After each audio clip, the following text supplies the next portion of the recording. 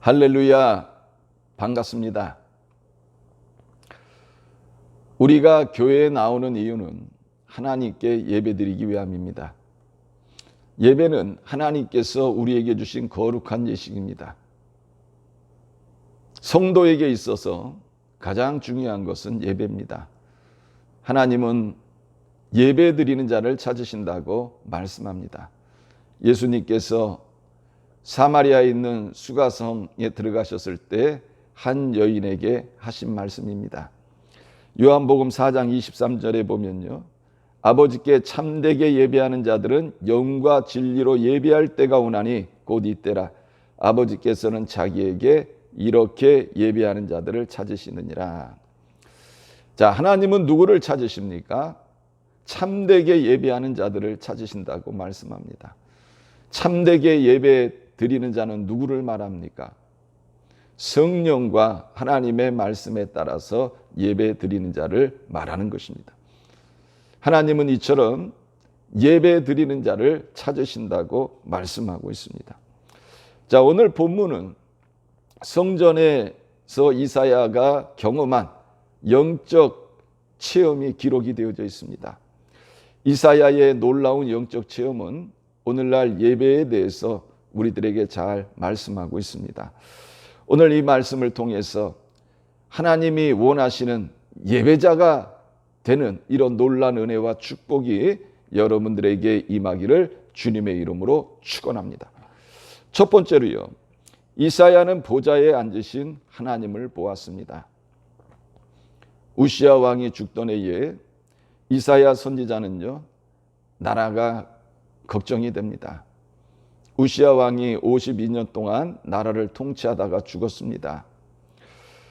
우시야 왕이 하나님을 온전히 신뢰함으로 나라를 통치했습니다.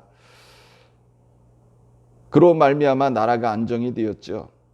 그러나 우시야가 교만함으로 자신이 제사장을 대신해서 하나님 앞에 제사를 드리려고 하다가 문둥병에 걸리게 됩니다. 문둥병이 걸린 후에 그는 직접 자신이 나라를 통치하지 못했지만 뒤에서 나라를 통치를 합니다. 일종의 섭정왕의 역할을 한 것이죠. 그런데 이제 우시야가 죽은 것입니다. 우시야 왕이 죽은 후에 그의 아들인 요담이 왕위를 이었지만 그는 나라가 걱정이 된 것입니다. 그러기에 그는 성전에 갑니다. 그리고 하나님 앞에 기도합니다. 그때 하나님께서 이사야 선지자에게 놀라운 환상을 보여주셨습니다. 내가 본즉 주께서 높이 들린 보좌에 앉으셨는데, 자, 이사야가 본 환상은요, 높이 들린 보좌에 앉아 계신 하나님을 본 것입니다. 자, 성전은 어떤 곳입니까? 이 성전은요, 하나님께서 높이 들린 보좌에 앉아 계시는 곳임을 믿으시기를 바랍니다. 이것은요, 성전이 하나님께서 임재하신 곳임을 말씀하고 있는 것입니다. 그리고 이사야 선지자는 무엇을 보았습니까? 하나님의 옷자락이 성전에 가득 찬 것을 보게 되어졌습니다. 옷자락이 의미하는 것은 무엇입니까? 보호를 말하는 거지요. 또 자비를 말하는 것입니다. 긍휼을 말하는 것입니다. 이 성전은요, 하나님의 은혜와 자비와 보호하심이 가득한 곳임을 말씀하고 있습니다. 그래서 우리가 하나님 앞에 나올 때마다 하나님께서요, 우리의 피난처가 되시고 우리를 보호해 주시고 하나님께서 우리에게 은혜와 긍휼을 베풀어 주시는 것입니다. 그러나 오늘날에는요, 이사야 선지자가 성전에서 본 이런 일들이 우리 눈에 보이는 것은 매우 희박합니다. 물론 하나님께서 역사하시면 우리 눈에도 동일한 이런 일들을 보여주실 수 있습니다. 그러나 이런 일들이 일어나는 것은 매우 희박합니다. 그러나 우리는 성전이 어떤 곳인 줄 압니다. 성전은 하나님께서 임재해 계신 곳입니다. 자, 성전 이전에 있던 것이 무엇입니까? 바로 성막, 회막이었습니다. 민수기 9장 15절 16절입니다. 성막을 세운 날에 구름이 성막과 증거의 성막을 덮었고 저녁이 되면 성막 위에 불 모양 같은 것이 나타나서 아침까지 이르렀으되 항상 그러하여 낮에는 구름이 그것을 덮었고 밤이면 불 모양이 있었는데 이렇게 말씀하고 있습니다. 자, 하나님께서요, 낮에는 구름이 성막을 덮었고 저녁에는 성막 위에 불 모양 같은 것이 나타나 아침까지 이르게 하셨다고 말씀하고 있습니다. 자, 이러한 것은요, 이 성막에 하나님께서 임재해 계시다는 것을 가시적으로 보여주시는 것입니다. 이런 역사는 모세의 성막에만 일어난 일이 아니었습니다. 솔로몬이 성전을 건축했을 때에도 마찬가지죠. 성전을 건축하고 제사장이 성전 안에 들어갈 때도 그 성전에는 구름이 가득하였고 제사장이 앞을 구분하기가 쉽지 않았습니다. 열왕기상 8장 10절 11절에 보면요, 제사장이 성소에서 나올 때에 구름이 여호와의 성전에 가득하며 제사장이 그 구름으로 말미암아 능히 서서 섬기지 못하였으니 이는 여호와의 영광이 여호와의 성전에 가득함이었더라 말씀하고 있습니다. 구름은 하나님의 임재와 영광을 선포하는 상징성을 지니고 있습니다.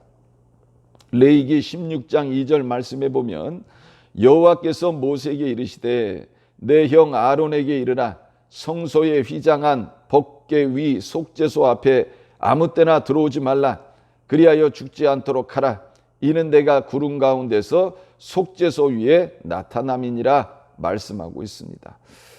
하나님이 직접 말씀하신 것처럼 내가 구름 가운데서 속죄소 위에 나타남이니라 하신 것입니다. 자, 하나님은 구름 가운데 나타나시고 계십니다. 구름은 하나님의 임재를 보여주고 있습니다. 영광 중에 임재하고 계신 것입니다. 이처럼 교회는 하나님께서 임재하신 곳입니다. 비록 우리가 이사야처럼 눈으로 보지는 못합니다. 그러나 이 교회는 어떤 곳이냐? 하나님께서 임재해 계신 곳입니다. 그러므로 예수님은 성전을 뭐라고 하십니까? 내 집이라고 말씀하고 있습니다. 그러므로 우리는 성전에 들어올 때마다 이 성전은 하나님께서 임재하신 곳임을 믿어야 하는 것입니다. 자, 두 번째로는요, 이사야는 천사들이 하나님을 섬기는 모습을 보며 자신의 죄를 깨달았습니다. 자, 이사야 선지자가 성전에서 높이 들린 보좌에 앉아 계신 하나님의 모습을 보았습니다. 또 하나님의 옷자락이 성전에 가득 찬 것을 보았습니다. 그리고 이사야 선지자가 본 것이 무엇입니까? 하나님을 모시고 있는 스랍들의 모습을 본 것입니다. 스랍들은 누구를 말하는 겁니까? 천사를 말하는 거지요. 자, 어떤 모습입니까? 2절에 보니까 스랍들이 모시고 섰는데 각기 6 날개가 있어 그 둘로는 자기의 얼굴을 가리었고 그 둘로는 자기의 발을 가리었고 그 둘로는 날며 이렇게 말씀하고 있습니다. 자, 이 천사들이요, 이 묘사되어지고 있는데 참 신기하지요. 6 날개가 있습니다. 자, 이 6 날개 중에서 둘로는 자기의 얼굴을 가렸다 이렇게 말씀하고 있습니다. 자, 이는요, 천사라도 하나님 앞에서 자기 얼굴을 들 수 없는 존재임을 말씀하고 있습니다. 그만큼 하나님은 거룩하신 분입니다. 우리가 그 사극에 보면요, 그 신하들이 왕 앞에 나가서 어떻게 합니까? 고개를 숙이고 있죠.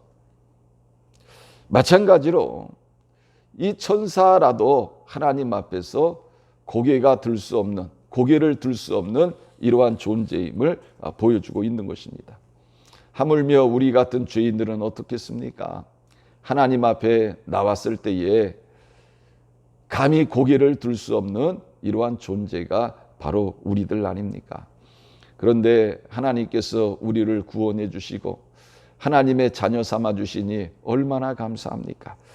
자, 또 이 하나님을 섬기는 이 천사들의 모습이 어떻습니까? 둘로는 자기의 발을 가리웠다, 이렇게 말씀하고 있습니다. 여러분, 발의 역할이 무엇입니까? 발은요, 걷거나 뛰거나 하는 것이 발입니다. 내 몸을 이동시키는 것이죠. 그런데 두 날개로 자신의 발을 가리웠다는 것은요, 하나님 앞에서 행동을 조심한다는 것입니다. 이는 자신의 마음대로가 아니라 하나님의 뜻대로 행동해야 되는 것을 보여주고 있는 것입니다. 즉 천사라도요, 자기의 마음대로 행동하는 것이 아니고 하나님의 뜻대로 움직이는 존재임을 우리들에게 보여주고 있는 것입니다. 우리들도 내 뜻대로가 아닌, 또 내가 원하는 것이 아닌 하나님의 뜻대로, 하나님의 뜻 안에서 걷고 뛸 수 있는 그런 모든 성도님 되시길 주님의 이름으로 축원합니다. 또 둘로는요, 날며, 이렇게 말씀하고 있습니다. 이는 천사가 하나님 앞에 어떤 존재인가를 우리들에게 보여주고 있습니다. 천사는 하나님 앞에서 대기하고 있습니다. 하나님이 말씀하시면 그 즉시로 순종하는 것입니다. 가라고 하시면 가는 것이고, 오라고 하면 와야 하는 것이 천사인 것입니다. 여러분, 우리가 군대 가면요, 5분 대기조라고 있습니다. 이 5분 대기조에 뽑히게 되면 완전군장을 해야 되죠. 그리고 잠을 잘 때도 군복을 입고 우리가 출동 준비를 위해서 모든 준비를 하고 잠을 잡니다. 이처럼 우리들도 하나님 앞에 바로 서 있어야 하는 것입니다. 이는 늘 하나님의 말씀을 듣고 순종하는 삶을 살아야 함을 보여주고 있는 것입니다. 자, 그리고 이사야 선지자가 본 것이 무엇입니까? 천사들이 찬송하고 있는 것을 보게 됩니다. 천사들이 거룩하다, 거룩하다, 거룩하다, 만군의 여호와여, 그의 영광이 온 땅에 충만하도다 하면서 하나님 앞에 찬양으로 영광을 돌리고 있습니다. 4절에 보니까 이같이 화답하는 자의 소리로 말미암아 문지방의 터가 요동하며 성전의 연기가 충만한지라 말씀하고 있습니다. 자, 이사야 선지자는요, 천사들이 이렇게 하나님의 섬기는 모습을 보면서 자신의 모습을 보게 되죠. 그리고 자신의 죄를 깨닫게 됩니다. 5절에 보니까 그때에 내가 말하되 화로다 나여 망하게 되었도다. 나는 입술이 부정한 사람이요 나는 입술이 부정한 백성 중에 거주하면서 만군의 여호와이신 왕을 배웠음이로다 하였더라. 예배를 드리면서 우리는 하나님의 거룩하심을 통해서 내 자신을 보아야 하는 것입니다. 선포되어지는 하나님의 말씀을 통해서 내 자신의 모습을 볼 수 있어야 하는 것입니다. 세상에 살면서 하나님을 섬기는 천사들처럼 살지 못하고 내 안에 있는 이러한 죄악된 모습과 탐욕과 이기주의와 죄로 가득 찬 내 자신의 모습을 발견해야 하는 것입니다. 그리고 내 안에서 내가 이러한 죄인입니다 하는 이러한 고백이 터져 나와야 하는 것입니다. 이처럼 예배라는 것은요, 하나님의 거룩하심을 깨닫고 나의 본 모습을 봄으로 인해서 죄의 고백이 이루어져야 하는 것입니다. 예배는 취미생활이 아닙니다. 교양시간이 아닙니다. 하나님의 거룩하심을 통해서 내 자신의 이러한 본 모습, 내가 얼마나 하나님 앞에 죄인인가를 깨달아야 하는 것입니다. 베드로가 밤을 새서 물고기를 잡았지만 한 마리도 잡지 못했을 때 주님의 말씀에 순종해서 갈릴리 바다에 나가서 그물을 내려 고기를 잡았더니 2배에 가득 차게 되었습니다. 그때 베드로가 돌아와서 예수님에게 이런 고백을 합니다. 주여 나를 떠나소서 나는 죄인이로소이다. 시몬 베드로는 자신 앞에 서 계신 그 예수님, 그 예수님의 그 모습을 보면서 자기 자신이 얼마나 죄인인가 하는 것을 깨닫게 되어졌고요. 주님 앞에 이런 놀라운 고백을 하고 있는 것을 우리는 보게 되는 것입니다. 성도인 우리는 예수님 앞에 서면 설수록 이러한 내 자신의 본 모습을 볼 줄 아는 이러한 성도가 되어져야 하는 것입니다. 그러기에 사도 바울은요, 세월이 흘러가고 신앙의 경륜이 깊어질수록 사도 바울은 주님 앞에 놀라운 고백을 하고 있지 않습니까? 디모데전서 1장 15절에 보니까 내가 죄인 중에 괴수다 이렇게 말씀하고 있습니다.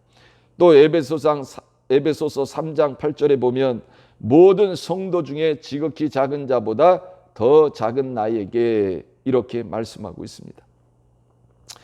여러분, 사도 바울의 원래 이름이 뭐지요? 사울입니다. 사울.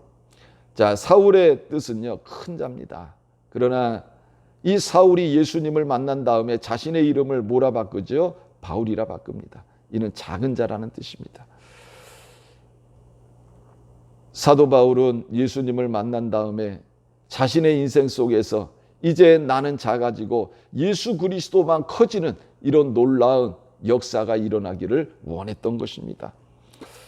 우리들도 인생을 살아가면서 또 신앙생활을 하면서 내 모습 속에 내 자신의 모습은 점점점 작아지고 예수 그리스도는 점점 커지는 이러한 놀라운 은혜와 축복이 임하기를 주님의 이름으로 축원합니다. 또 고린도전서 15장 9절에 보면 나는 성도 중에 지극히 작은 자라 이렇게 고백하고 있습니다. 또 로마서 7장 24절에 보면 오호라 나는 공고한 사람이로다 이 사망의 몸에서 누가 나를 건져내랴 이렇게 말씀하고 있습니다. 여러분, 우리들도 성전에 나와서 하나님 앞에 예배 드릴 때에 내 자신이 얼마나 큰 죄인인가 이것을 우리가 깨달아야 되는 것입니다. 그리고 하나님 앞에 애통해야 되는 것입니다. 자, 세 번째로요, 이사야에게 사죄의 은총이 주어졌습니다.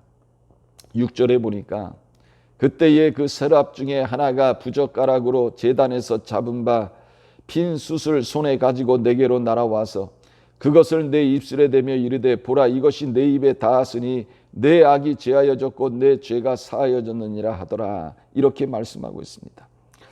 자, 이사야는 성전 안에서 거룩하신 하나님의 모습을 보았습니다. 그리고 하나님을 섬기는 천사들의 모습을 보았습니다. 이것을 본 이사야 선지자의 입술 속에서 그는 죄의 고백이 터져나왔습니다. 그런 이사야에게 놀라운 일이 일어납니다. 하나님을 섬기는 천사 중에 하나가 부젓가락으로 제단에 있는 핀 숯을 잡아가지고 자신에게 날라오는 것입니다. 여러분 생각해 보세요. 이사야 선지자가 큰일 났다. 나 이제 죽었구나. 이런 생각이 안 들겠습니까? 천사가 날라와 가지고 그 손에 있는 그 핀숯을 이사야의 입술에 댑니다. 그리고 이렇게 말을 합니다. 보라 이것이 내 입에 닿았으니 내 악이 제하여졌고 내 죄가 사하여졌느니라. 하나님의 환상을 보고 천사들에 관한 환상을 봤을 때 이 이사야 선지자는 하나님 앞에 애통했습니다. 야, 내가 죄인이구나. 내가 하나님 앞에 감히 설 수 없는 존재구나. 이것을 깨달았는데요. 그 애통하는 이사야에게 하나님께서 천사를 통해서 그 핀숯을 입술에 대게 하십니다. 그리고 이렇게 말을 하지요. 보라 이것이 내 입에 닿았으니 내 악이 제하여졌고 내 죄가 사하여졌느니라.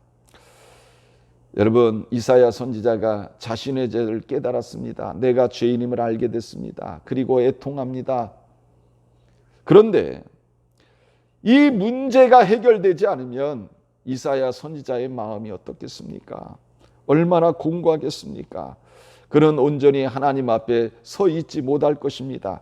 그런데 감사한 것은요, 이사야 선지자가 하나님 앞에 자신의 죄에 대해서 고백하며 애통하고 있을 때에 하나님께서 이사야에 가지고 있는 이 죄 문제를 깨끗이 해결해 주신 것입니다. 오늘날 우리가 주님 앞에 나와서 예배를 드릴 때 우리는 내 안에 있는 죄를 깨닫고 하나님 앞에 고백할 수 있습니다. 그런데 하나님께서 이 죄의 문제를 깨끗이 해결해 주시지 않으면 돌아가는 우리의 마음이 얼마나 무겁겠습니까?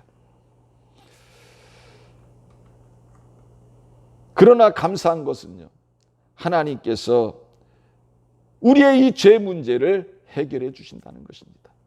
내가 하나님 앞에, 하나님 나는 죄인입니다. 내가 일주일 동안 하나님 앞에 바로 서지 못했습니다. 애통하며 회개할 때 하나님은 우리의 죄 문제를 해결해 주시는 것입니다. 그리고 우리가 평강 가운데 돌아가게 하시는 것입니다. 우리가 예배를 통하여 받는 은총은요, 바로 나의 죄 사함입니다. 하나님은 예배를 통해서 내 죄 문제를 터치하시고 고백하게 하시고 그 문제를 깨끗이 해결해 주시는 것입니다. 그러기에 우리가 이 예배를 통하여 죄 문제를 해결받고 온전한 사람으로 하나님 앞에 나갈 수 있게 하시는 것입니다. 그러므로 온전한 예배는요, 나의 숨겨져 있는 이러한 죄만 고백하고 깨닫는 데서 그치는 것이 아니라 이 죄 문제도 해결해 주시는 것입니다. 이것이 바로 예배인 것입니다. 자, 네 번째로는요, 이사야 선지자는 자신을 하나님께 헌신합니다. 하나님이 이사야의 죄 문제를 해결해 주실 때에 이사야에게 주의 목소리가 들립니다. 주께서 이르시되 내가 누구를 보내며 누가 우리를 위하여 갈꼬. 하나님은 누구를 찾으신다고 그랬죠? 예배 드리는 자를 찾으신다고 말씀하셨습니다. 예배를 통하여 주님의 임재를 경험하고 자신의 죄악된 모습을 보며 애통하는 자에게 주님은 죄 문제를 해결해 주십니다. 죄 문제가 해결된 후에 하나님께서는 이사야에게 이런 말씀을 하셨습니다. 내가 누구를 보내며 누가 우리를 위하여 갈꼬. 이때 이사야 선지자가 이렇게 말을 하지요. 내가 여기 있나이다. 나를 보내소서. 우리는 하나님의 부르심과 이사야의 응답 속에서 무엇을 발견합니까? 그것은 죄 문제가 해결되어야 하나님께서 사람을 부르시고 하나님을 사용하신다는 것입니다. 내가 아무리 높이 들린 보좌에 앉아 계신 하나님을 보았어도, 하나님을 섬기는 천사들의 모습을 보았어도, 그 모습을 보며 내가 죄를 애통하며 회개한다 할지라도 그 죄 문제가 해결되지 않으면요, 하나님은 나를 사용하시지 않는다는 것입니다. 사도 바울은 이렇게 말했습니다. 디모데후서 2장 20절, 큰 집에는 금그릇과 은그릇뿐 아니라 나무그릇과 질그릇도 있어 귀하게 쓰는 것도 있고 천하게 쓰는 것도 있나니 그러므로 누구든지 이런 것에서 자기를 깨끗하게 하면 귀히 쓰는 그릇이 되어 거룩하고 주인의 쓰심에 합당하며 모든 선한 일에 준비함이 됨이라. 중요한 것은요, 내가 금그릇이냐 은그릇이냐 나무그릇이냐 질그릇이냐 이게 중요하다는 것이 아닙니다. 물론 여러분 금그릇이 귀하죠. 이거는 애들도 다 하는 이야기입니다. 그래서 오늘날도 금수저니 흙수저니 이런 이야기를 많이 하잖아요. 많은 사람들이 금수저를 부러워합니다. 그러나 그렇게 부러워할 필요는 없습니다. 왜 그렇습니까? 성경에서 우리에게 하시는 말씀이 무엇입니까? 중요한 것은 뭐예요? 내가 깨끗하냐는 거예요. 하나님이 나를 보실 때 내가 깨끗한 사람이냐는 것입니다. 예수 그리스도의 보혈로 거듭난 자란 이게 중요하다는 거예요. 내가 하나님 말씀대로 살아가고 있느냐, 이것이 중요하다는 것입니다. 내가 거룩하고 주인의 쓰심에 합당하면 하나님께서요, 내가 나무 그릇이라도 내가 질그릇이라도 하나님은 나를 사용하신다는 것입니다. 이사야 선지자가 죄 문제가 해결되고 깨끗게 되니까 하나님께서 부르십니다. 그리고 이사야는 하나님의 부르심 앞에 자신을 드리는 헌신을 하게 되는 거죠. 자, 오늘 시골 교회에서요, 예배를 드리면서 헌금 시간이 되어졌습니다. 헌금위원들이 잠자리채 같은 것을 가지고 이제 헌금을 이렇게 받습니다. 우리 교회는 이 본당에 들어올 때 그 헌금함이 있어가지고 이제 거기에다 헌금함에다가 헌금을 집어넣고 들어오는데, 전에는 이런 그 잠자리채 같이 생긴 그런 헌금 주머니 이런 걸 가지고 헌금을 받았습니다. 자, 그때 한 어린이가요, 헌금 주머니가 자신의 앞으로 왔을 때 이 어린아이가 가진 돈이 하나도 없는 거예요. 자기가 가난한 집의 아이고 또 가진 돈이 없었습니다. 갑자기 그 자리에서 일어나더니요, 자신의 발 하나를 그 헌금 주머니 안에 집어넣으려고 하는 것입니다. 그때 헌금위원이 깜짝 놀라죠. 야, 너 지금 뭐 하는 거야? 지금 하나님 앞에 헌금하는 시간인데 왜 거기다 발을 집어넣어? 그랬더니 이 아이가 이렇게 대답을 합니다. 바칠 돈이 없습니다. 그래서 나는 내 몸을 바치겠습니다. 이 예배 시간에 하나님 앞에 자신의 몸을 바친다는 것입니다. 여러분, 이 아이가 누군지 아십니까? 바로 백화점 왕이라고 불리우는 워너 메이커라는 사람입니다. 그는 세계에서 하나님, 내가 가장 많은 11조를 드리는 사람이 되게 해주세요, 기도했던 대로 가장 많은 11조를 드리는 사람이 되었습니다. 워너 메이커는요, 어릴 때부터 하나님께 자신의 모든 것을 제물로 드리는 참 예배자로 살았습니다. 그러니 하나님께서 나의 물질을 맡길 자가 누구인가 할 때 누구를 찾으셨겠습니까? 바로 워너 메이커가 아니겠습니까? 사랑하는 성도 여러분, 왜 예배가 중요합니까? 왜 예배에 생명을 걸어야 합니까? 예배가 이처럼 중요하기 때문에 그렇습니다. 우리는 예배를 통해서 놀라운 경험을 하게 되는 것입니다. 하나님의 임재를 경험합니다. 하나님의 말씀을 통해서 내 자신이 어떤 사람인가를 보게 되고 회개하게 되고요, 이제 하나님의 은혜로 말미암아 죄사함을 받게 되는 것입니다. 깨끗게 된 내 자신의 모습을 보면서 하나님은 나를 부르시고요, 나를 사용하시는 것입니다. 그리고 나는 하나님의 부르심 앞에 헌신하는 사람이 되어지는 것입니다.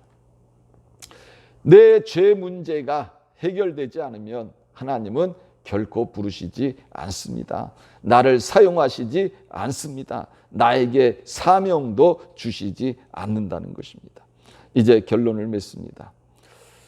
이사야 선지자가 성전에 들어가서 하나님 앞에 기도할 때에 경험한 이 놀라운 일을 우리는 들었습니다. 오늘날도 우리가 하나님 전에 나와서 예배할 때 하나님은 우리에게 놀라운 은혜와 사죄의 은총을 베푸십니다. 그리고 우리가 하나님 앞에 헌신할 수 있는 이런 놀라운 은혜와 은총과 은혜를 허락해 주시는 것입니다. 사랑하는 성도 여러분, 하나님이 찾으시는 사람이 되고 싶지 않습니까? 나는 내가 반드시 필요하다, 하나님으로부터 이런 말씀을 듣고 싶지 않습니까? 그렇다면 우리는 하나님 앞에 바른 예배자가 되어야 되는 것입니다.